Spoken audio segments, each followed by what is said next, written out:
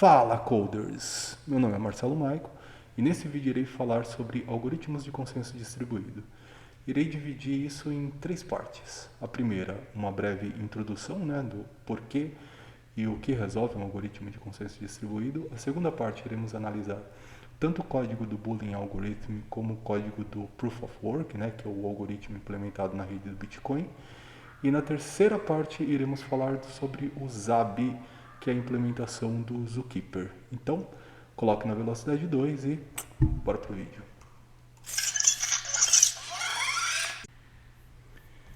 Então, os algoritmos de consenso distribuído, eles são utilizados para permitir que, obviamente, um conjunto de máquinas na rede entre em acordo com relação ao próximo valor ou à próxima operação que deve ser realizada naquela rede. E um exemplo disso é o próprio Bitcoin, com Proof of Work. Cada minerador ele tem ali uma blockchain, e aí são vários mineradores e todos eles têm que manter o mesmo estado em cada uma dos nós na rede. E para isso ele vai precisar de um algoritmo que vai fazer a rede entrar em consenso sobre qual o próximo nó que tem que ser colocado na rede. Um exemplo que eu gosto de colocar é como se fosse threads, só que threads é um conceito local ali, da sua máquina, e o algoritmo de consenso é num cluster de máquinas. Então, quando você está ali trabalhando com múltiplas threads, em alguns momentos você tem que proteger alguma função ou método para que não entre duas ou mais threads ao mesmo tempo e não viole ali o estado daquele objeto ou daquele valor que tem que ser processado ali no meio. Então, no caso ali de Java, você vai colocar lá vai sincronizar ali o seu método para permitir que cada um utilize de cada vez. Então, basicamente, é como se fosse um guarda na porta entregando uma senha para cada uma das instâncias que querem executar uma operação. Então, aqui um exemplo utilizando threads e o algoritmo de consenso é utilizando máquinas dentro de um cluster. E aí existem dois tipos de algoritmos, que são os algoritmos ativos e os passivos. Os ativos são aqueles que eles precisam de um líder, Então, por exemplo, o Paxos, o ZAB, dentre outros algoritmos, precisa de um líder. E os passivos são aqueles que não precisam de um líder coordenando a rede, como o Proof of Work, o Proof of Stake, entre outros algoritmos ali de redes sobrepostas. E aqui a gente vai analisar alguns deles. Então, o Boolean Algorithm, que é o algoritmo do valentão, Se procurar na internet aí vai ter um monte de coisa aí sobre esse algoritmo, que é um algoritmo introdutório, dentro ali de uma dinâmica do estudo de sistemas distribuídos, Então é um algoritmo conceitual, não é aquele cara que você vai colocar em produção, mas é um bom modelo para você entender como as coisas funcionam dentro desse tipo de algoritmo. O Proof of Work, que a gente vai entrar mais a fundo sobre esse algoritmo, porque imagine você não tem um líder, você não tem um líder na rede que vai distribuir a tarefa entre cada nó, mas só que esses nós eles têm que entrar em um consenso sobre qual será o próximo bloco que vai ser colocado na rede. No caso do Bitcoin, um puzzle é gerado, ou seja, é gerada uma prova matemática. Quem resolver primeiro aquela prova é o cara que tem o direito de colocar o próximo nó na rede, e aí todas as outras máquinas aderem àquele nó, pega o hash desse nó anterior e procura o próximo nó, e quem ganhar, e assim vai sucessivamente. O Raft, que é um algoritmo mais novo, um algoritmo que está sendo bastante utilizado. Então, por exemplo, o etcd do Kubernetes utiliza o Raft, o próprio Docker, que é o Docker Swarm Mode lá, usa o Raft também. O Kafka, ele trocou ali do Zookeeper, que é o ZAB, para o Raft. E aí a gente tem o Zabbix, que tem a própria implementação ali no Zookeeper, que é o cara que a gente vai utilizar ali para fazer locks distribuídos na rede ou até eleições de líder e uma série de funcionalidades tem dentro do Zookeeper. Depois eu coloco a documentação. O objetivo aqui não é ensinar a Zookeeper o que fazer ou o que não fazer, é mais a parte conceitual, mas obviamente eu vou deixar todos os códigos e exemplos, que é só para você copiar e colar e fazer a sua implementação aí dentro do seu problema específico. O Paxos é um algoritmo bastante tradicional, né, que foi ali introduzido pelo o Leslie Lamport, e a princípio ele tem uma série de conceitos ali que a comunidade não entendeu muito bem. Depois ele criou um outro paper colocando mais detalhes, né? Então, tipo, o Google usa bastante o Paxos, né? A implementação, não tem uma implementação definida do Paxos, mas o Google tem a sua implementação ali do Paxos. E aí vem aí os algoritmos de redes sobrepostas, né, que é rede P2Ps, como o Proof of Stake, o Proof of Elapsed Time, o Proof of History da Solana, enfim. A gente vai discorrer um pouquinho sobre esses caras aí.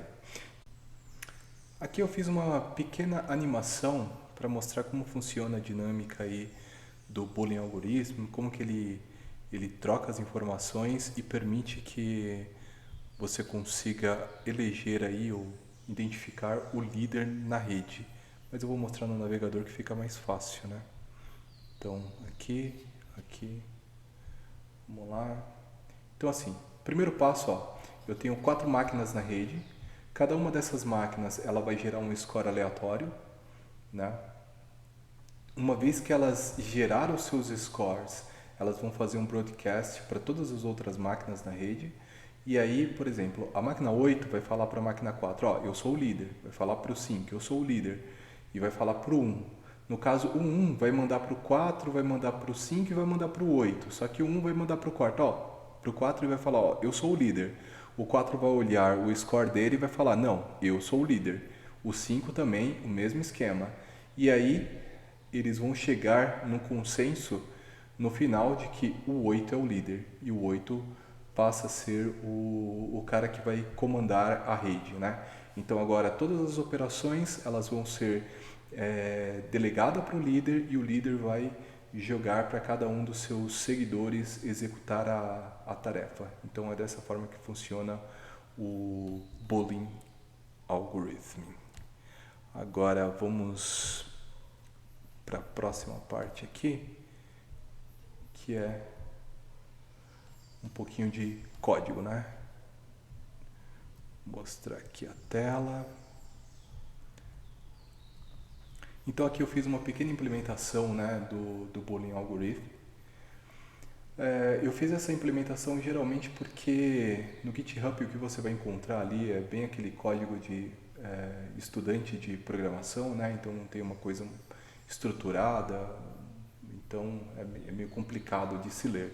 Mas basicamente aqui eu fiz algumas divisões, né? Então a máquina, eu coloquei um pequeno servidor HTTP nessas máquinas para eles ficarem comunicando e permitir que eu consiga enviar um comando para a máquina para derrubar ela, para a gente ver como funciona o processo de eleições, né?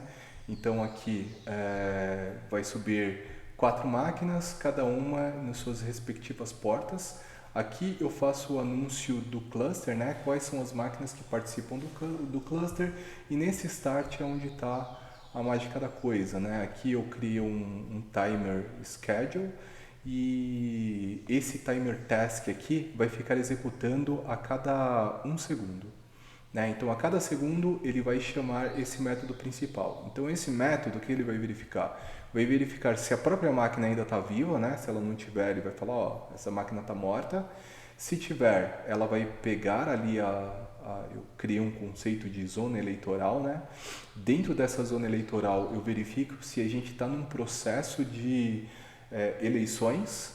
Se tiver num processo de eleições, ele vai ficar aguardando o resultado.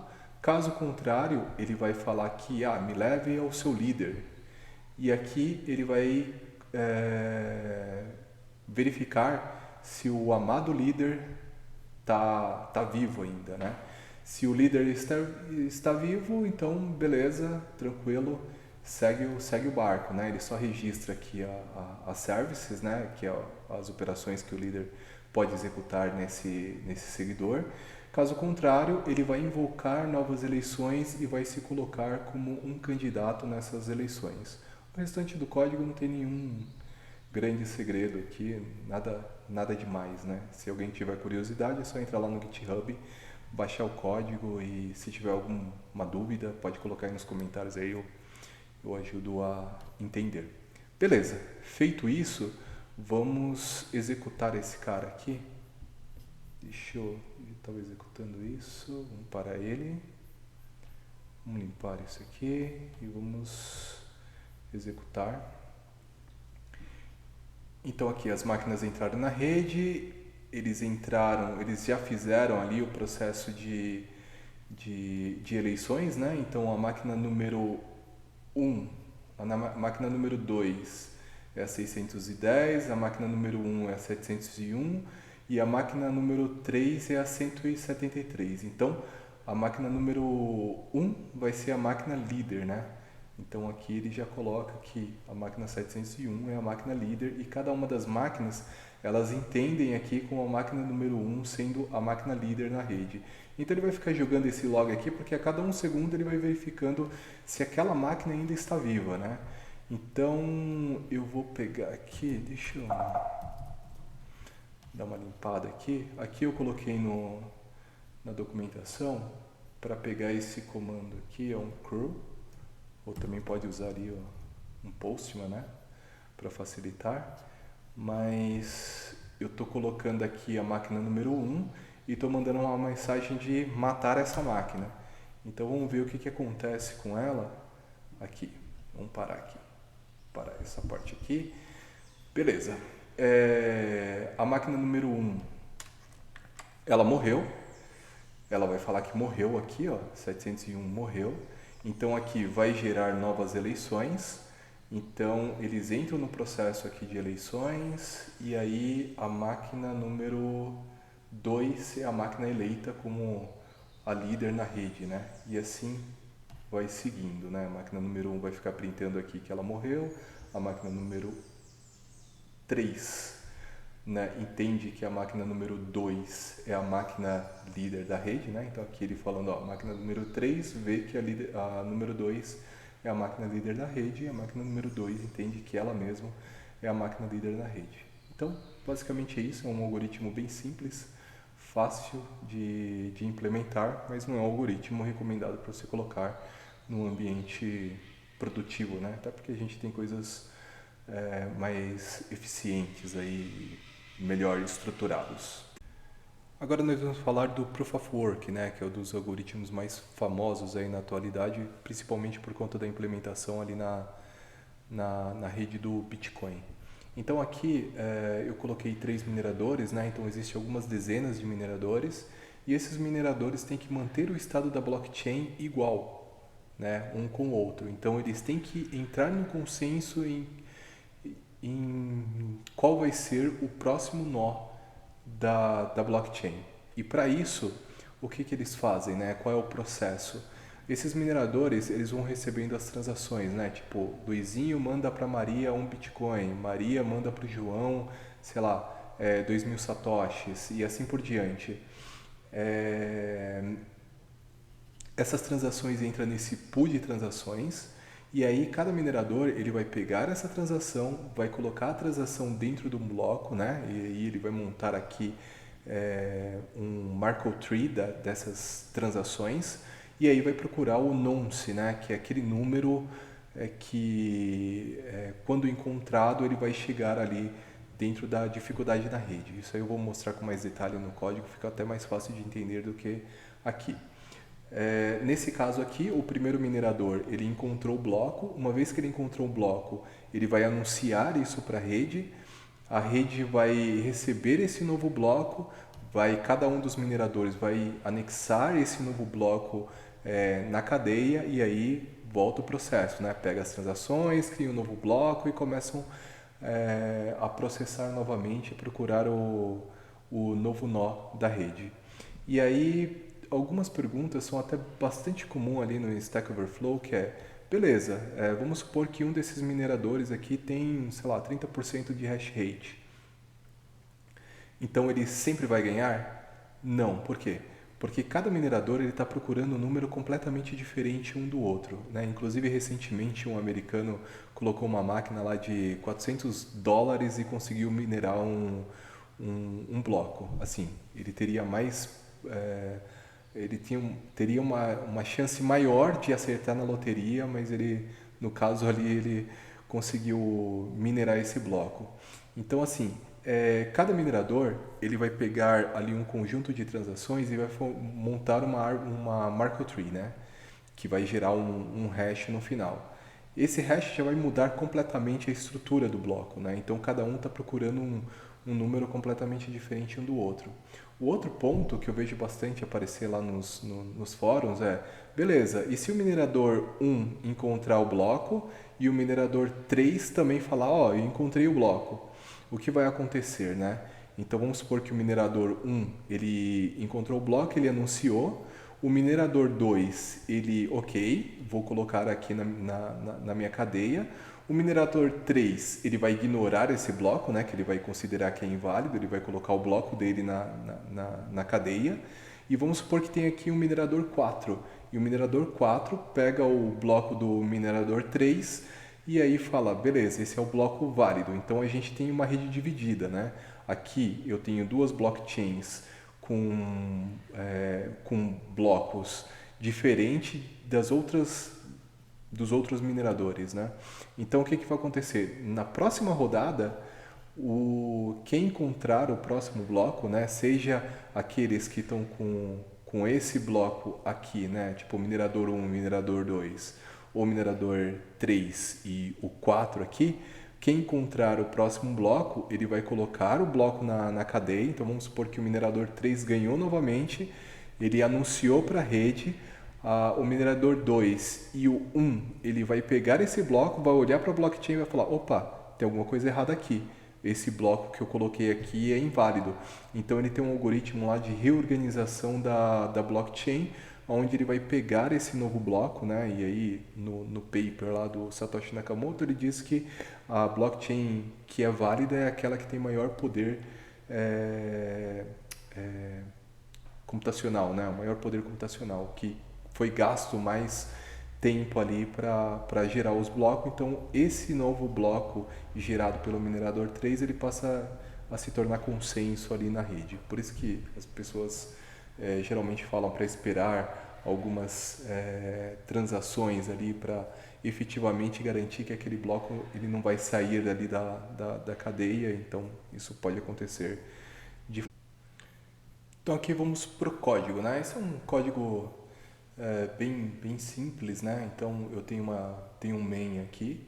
Dentro desse main eu declaro algumas transações, né, que vão ser executadas na rede. Então para cada transação vai criar um bloco e dentro desse bloco vai procurar a hash, né, baseado na dificuldade da rede, para montar e gerar um consenso entre os nossos participantes. Os nós são esses caras aqui, são os mineradores, né, Spider-Man, Batman, Iron Man, Freakman. Aqui eu estou adicionando os nós na minha rede e a parte mais importante aqui, né, eu criei um cara aqui para representar os blocos, né, que é a própria blockchain, o cara para representar o pool de transação e aqui um cara que vai representar o minerador em si, né, a lógica toda está dentro desse cara. Então esse método aqui ele é chamado de tempos em tempos. Então o minerador ele vai verificar se existem transações a serem processadas, se existir ele vai pegar a transação, vai montar um bloco e vai procurar dentro desse bloco qual é o número, o nonce, né, que junto com as outras informações vai gerar esse valor que a rede determina. Então aqui, vamos lá, eu tenho um valor que é no caso aqui, né, 256, né? Então eu coloquei a dificuldade da minha rede de 23. Então ele vai pegar esse 256 menos 23, o que vai gerar um valor que é 2 elevado a 233 aqui. Então, esse é o alvo da rede, 233. Então, aqui ele vai começar a entrar, ele vai entrar nesse loop. Então, ele vai pegar o bloco, vai adicionar mais um no nonce e vai recalcular a hash, né? Então, aqui eu tenho uma nova hash. Dentro dessa hash, em cima dessa hash, né, que foi gerada aqui dentro desse bloco, eu vou transformar isso no inteiro, né? Eu poderia utilizar o próprio string, um compartil aqui para verificar se um hexadecimal é maior do que o outro hexadecimal, mas eu coloquei aqui só para ficar bem claro que são estou comparando valores, né? Estou comparando dois valores. Então, aqui eu verifico se o valor que eu gerei naquela hash ele é inferior ao valor que a rede determinou, né? Que é 2 elevado a 33. Caso sim, eu anuncio para a rede e falo, ó, encontrei a hash. Então, podem parar de processar e comece a processar o próximo bloco. Caso contrário, ele volta para cá, adiciona mais um valor aqui. Esse nonce, geralmente na rede na Bitcoin, eles alteram o nonce, altera a data 2 horas para trás ou 2 horas para frente, se eu não me engano, mas eles têm conseguem alterar outras informações além do nonce aqui, né? Então, isso acaba ficando sob critério de cada um dos mineradores lá. Mas aqui eu só estou alterando o nonce e gerando uma nova hash, verificando se essa hash é inferior ao valor que eu determinei aqui. Então, se eu pego esse valor, né, que é 2 elevado a 256, deixa eu pegar aqui no meu navegador, aqui no Wolfram, então 2 elevado a 256 dá esse valor aqui, né? Então tem na ordem dos milhares, milhões, bilhões, trilhões, quatrilhões, blá blá blá blá, e ele vem até esse número gigante, bizarro aqui. A minha dificuldade ali ficou em 2 elevado a 233, o que vai dar um número também gigantesco. Então vamos pegar aqui o full name aqui. Mas os valores aqui em cima vai ser tudo zerado, né? Por isso que o pessoal fala, encontrar o zero na frente. Então, um valor de 71 dígitos, o outro é de 78 dígitos, então o restante vai ser tudo zero, né? Que eu vou encontrar na frente. Então, basicamente, é esse valor aí que eu tenho que procurar. Então, vamos executar aqui para ficar um pouco mais fácil o entendimento. Então, eu executo aqui. Vamos, não deu problema. Executar. Tá. Então, todos os mineradores começaram a pegar a transação, colocaram no bloco e estão procurando o número.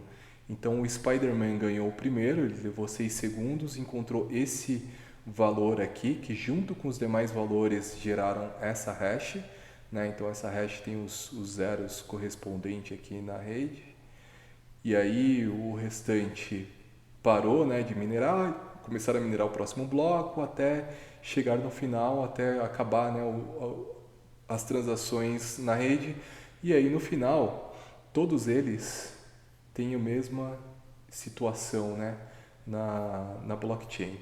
Mas trocando em miúdos, basicamente é o seguinte, vamos supor que eu tenho que gerar um hash que vai de 0 a 256, né, para facilitar o entendimento aqui, né? E aí eu vou passar por um SHA-256, onde eu vou colocar a hash do bloco anterior, o meu nonce, mais o dado que eu tenho que colocar, e aí esse valor aqui tem que gerar um valor entre 0 a 256. Como 0 a 256 é todo o range do nosso número, então ele sempre vai achar, né? Na primeira rodada ele vai achar. Então vou aumentar a dificuldade. Ao aumentar a dificuldade, então vou colocar 0,99. Então qualquer valor entre 0 e 98 é um valor válido para minha hash, né? Então esse cara aqui. eu tenho que procurar, né? Então eu tenho 99 possibilidades em 256 de encontrar esse número. Então vamos supor que, putz, minha rede está muito rápida e eu quero aumentar a dificuldade. Então 009. Então tem que ser um valor entre 0 e 8, né? Então eu tenho 9 possibilidades em 256 de encontrar um bloco, né, cuja a junção dos dados, né, entre bloco anterior, o nonce, data e todas as informações que tem no bloco tem que gerar um hash entre 0 e 8, né? Porque 9 é igual a rede, então ele sai do objetivo, né? Tem que ser menor. Então, essa é o que o Proof of Work, como o Proof of Work funciona, né? Então, é isso aí. O código está aqui, vai estar lá no meu GitHub. Se alguém tiver dúvida ou quiser fazer algum comentário, pode colocar aí embaixo no vídeo ou pode entrar lá no GitHub e fazer a pergunta lá. Eu ajudo e executar o código, pegar ponta. Então, dos algoritmos aqui a gente passou pelo Boolean Algorithm, do Proof of Work, né, que são os algoritmos que a gente viu ali um pouco de código para entender a dinâmica de cada um deles. Dessa lista aqui, né, ainda tem o Raft, o Zab, o Paxos. O Raft é um dos algoritmos mais utilizados hoje, né? O etcd do Kubernetes utiliza uma implementação do Raft, a Engine Swarm do Docker utiliza o Raft como algoritmo, o próprio Apache Kafka, né, que tradicionalmente as aplicações ou os projetos da Apache usam o Zookeeper, mas o pessoal fez ali uma implementação com Raft também. Então, e esse é um algoritmo, tem um site aqui, deixa eu mostrar para vocês, não precisa de código, esse aqui é bem interessante, que você percebe, né? Então aqui tem 5 máquinas na rede, cada máquina tem um temporizador. Quando a máquina não recebe uma comunicação, um heartbeat do líder, ele vai se anunciar como líder da rede assim que acaba, né, o temporizador dele. Então nesse caso aqui o S1 se tornou o líder da rede, né? Então aqui eu vou parar esse cara, então as outras máquinas elas não vão receber o heartbeat do líder, então existe uma vacância aí no poder. Vamos ver qual máquina que vai se tornar. No caso aqui houve um conflito entre a máquina 3, a S5 e a S4, né? E aí determinou que a S3 é a nova líder da rede. Então todas as operações vai passar pelo S4, operações de leitura e escrita passa por aqui e ele delega aqui para os seus seguidores. Aí o mais tradicional dos algoritmos aí é o Paxos, né? Só que o Paxos ele não tem uma implementação específica, né, dele. Então o que acontece é que cada um acaba fazendo a sua própria implementação. Então o Google tem algumas ali, a implementação deles do Paxos. Então, enfim,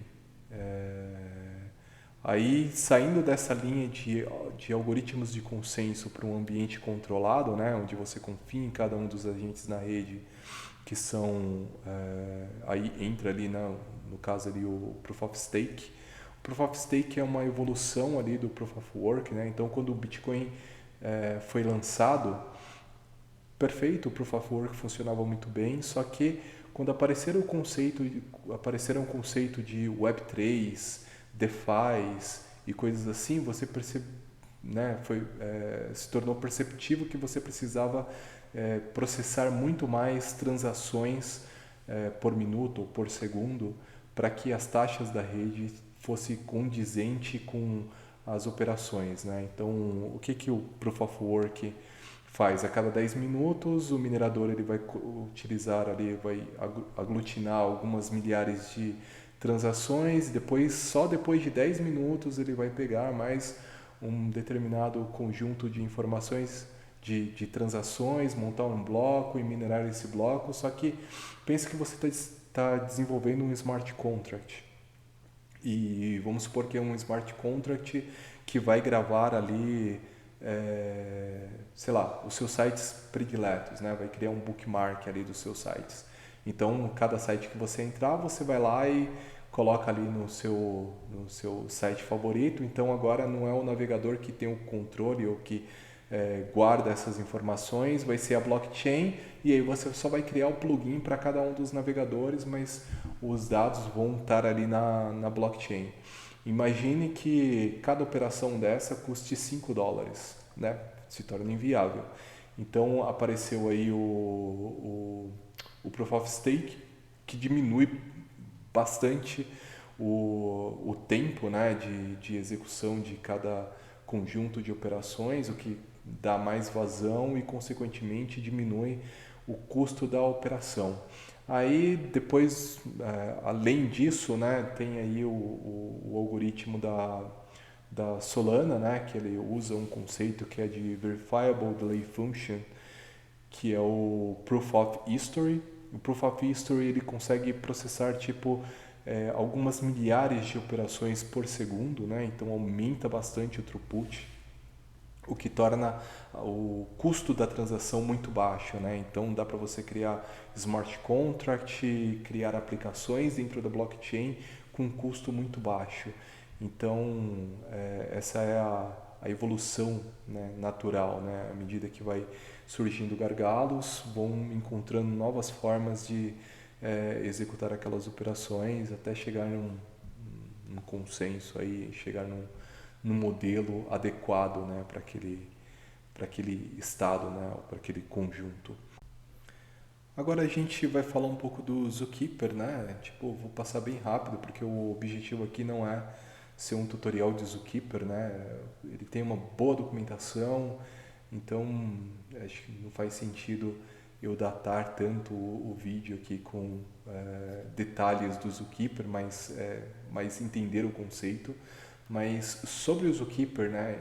Então, basicamente, ele vai fazer uma eleição interna, então vai ter lá o nó que vai ser o nó líder, e esse nó líder, todas as operações de escrita ele vai distribuir aqui para os seus seguidores. As operações de leitura vai direto no nó, operações de escrita passa pelo líder. E com essa ferramenta você consegue implementar services discoveries, filas, barreiras, consegue implementar locks distribuídos e uma série de coisas, e é isso que a gente vai ver agora mais adiante, né? Então aqui eu coloquei um exemplo, né? Então nesse exemplo eu tenho 5 máquinas, eu tenho que migrar, né, de um banco relacional para um outro banco, né, para um outro banco qualquer. Aqui eu coloquei um Mongo, mas pode ser qualquer coisa, né? Então, basicamente o Zookeeper ele funciona internamente, né? Ele tem um esquema de árvore, né, que é criado como se fosse um esquema de diretório do Unix, né? Então você cria ali um barra e debaixo desse barra você pode criar qualquer estrutura ali interna dentro dessa árvore ali, e você pode criar ali os seus nós efêmeros, né? Então, enquanto existir esse nó, está bloqueado a rede, as outras máquinas não conseguem operar. Então, o passo número 1 vai ser me dar um lock. Conseguir o lock, eu vou para o passo número 2, que é pegar os dados que estão no banco de dados, né? Então, vou pegar ali, sei lá, do ID 1 ao ID 1000.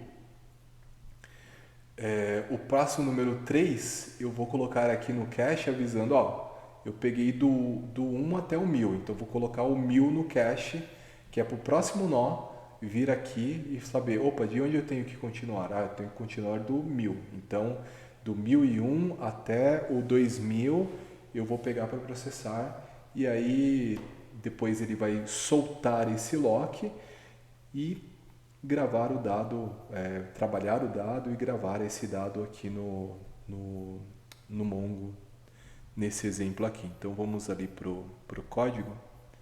para as coisas ficarem um pouco mais claras. Então, voltando aqui, vamos limpar aqui, vamos pegar Zab Consensus, que é esse primeiro cara aqui. Então aqui, o que eu fiz? Eu tenho um pool de 10 threads, né? Eu uso o Curator Framework. Para cada linguagem vai ter ali uma implementação desse Curator.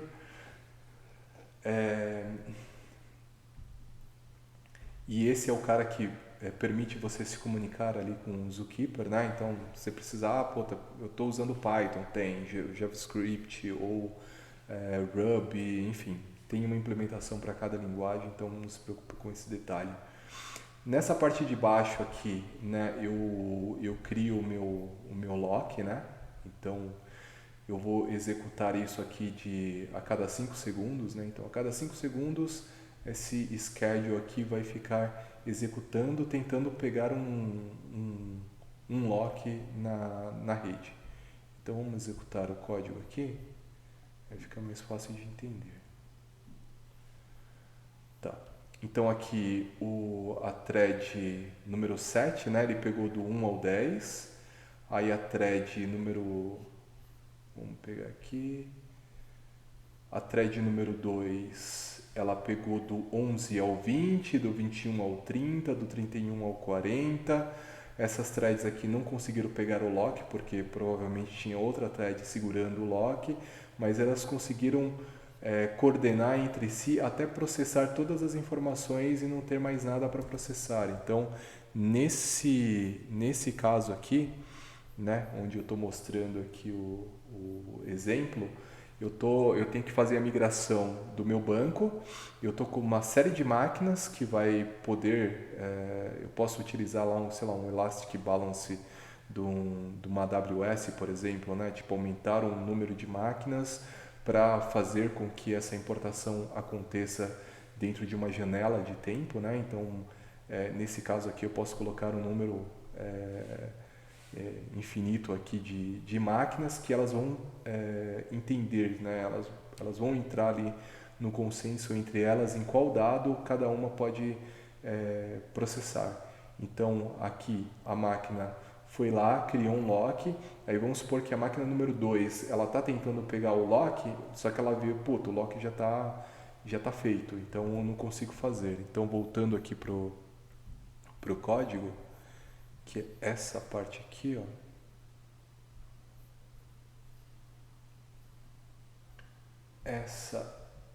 Esse run, aqui, ó, eu tento pegar o lock. Se eu não conseguir, é porque alguém já está usando, então eu vou entrar no wait, né, tentar depois. Se eu conseguir pegar o lock, então eu estou travando as outras máquinas, né, tá falando, ó, eu estou com lock, segura aí. Então eu vou pegar o último ID que foi processado, vou trabalhar essa informação e aí no final vou fazer o release, né? Então, tipo, a parte mais rápida, que é a parte que eu faço a leitura do banco de dados, né? Essa é a parte que não tem muito problema. Eu libero o lock, enquanto isso eu fico processando aqui para jogar lá no Mongo, e aí uma outra máquina ela vai lá e vai pegar um outro conjunto de informações para processar, e assim eles ficam coordenando entre si até finalizar o processo. Então, esse é o primeiro exemplo, né, do uso do Zookeeper, né? E aí vamos pro próximo. Então aqui eu tirei minha cabeça da frente, mas para mostrar a árvore de distribuição do Zookeeper. Então, como eu disse, né, vai ver a primeira requisição, essa requisição vai ver que não tem nada no cache, então vai fazer um lock só para a conta número 1, né? Então a gente consegue ficar processando várias contas. Aqui embaixo, diferente do exemplo número 2, que um por vez poderia fazer o processamento, né? Porque ele dependia do resultado da conta anterior, do chunk de dados anterior, né?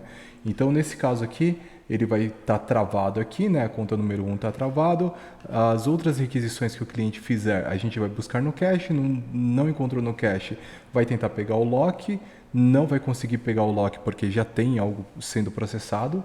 Então, nesse caso aqui, ele vai ficar fazendo um long pooling, né? E como eu disse, para melhorar isso daqui, aqui eu poderia subir um exception dizendo, ó, essa conta está em processamento, aguarde alguns minutos e volte para ela depois. Então, olhando aqui o código, deixa eu transacionar aqui, beleza. Essa parte aqui é o que contempla aquele exemplo lá, né? No caso aqui eu criei 5 threads, que no caso seriam ali 5 máquinas, né?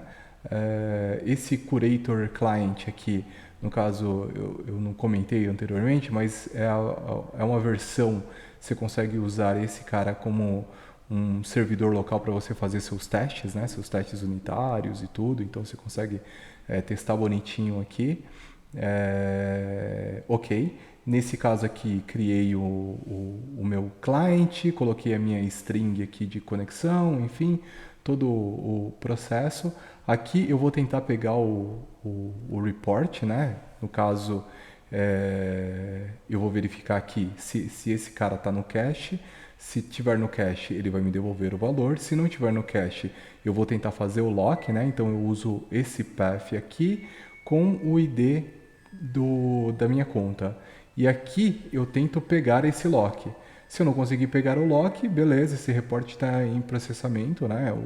Esse relatório está em processamento, eu vou verificar novamente depois, né? Então, dessa forma eu consigo controlar ali a concorrência para aquele cara. Então, executando aqui, eu vou ver os resultados, né? Então, no caso aqui, ó, um conseguiu estar em processamento, o restante está tentando pegar o dado e até que um consegue aqui encontrar o dado no cache. Então, o que aconteceu foi, a primeira thread entrou aqui, fez o lock, começou a fazer o processamento desse lock, desses dados, né?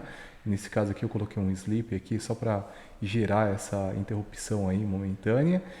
Depois que eu consegui fazer o processamento, eu coloquei no cache e as outras threads que ficaram aqui buscando, né, nesse retry aqui, ó, ele ficou tentando aqui, se não der, dá um exception, então ele fica retentando aqui várias vezes, né? Então eu configurei aqui, ó, para cada 1 segundo ele testar 10 vezes, né? Então ele vai ficar fazendo um long pooling, né? Ele segura do navegador pro sistema, mas internamente no sistema ele vai ficar tentando ali pegar no cache.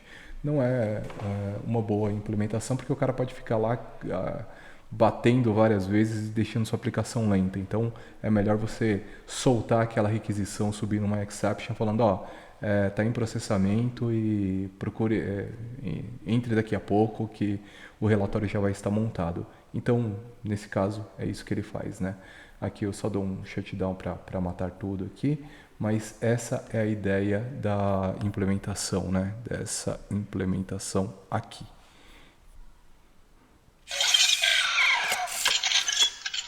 Então, aqui finalizamos essa videoaula, né? A ideia é passar o conceito mais abrangente sobre o assunto, né? E o quanto essa ferramenta pode ser útil nas nossas implementações, o quanto ela pode nos ajudar, principalmente com sistemas legados, sistemas mais antigos, sistemas que o processamento é muito lento. Então, você coordenar a sua rede e ter controle sobre isso é uma coisa muito importante. Fica aí. Então, até a próxima e fui.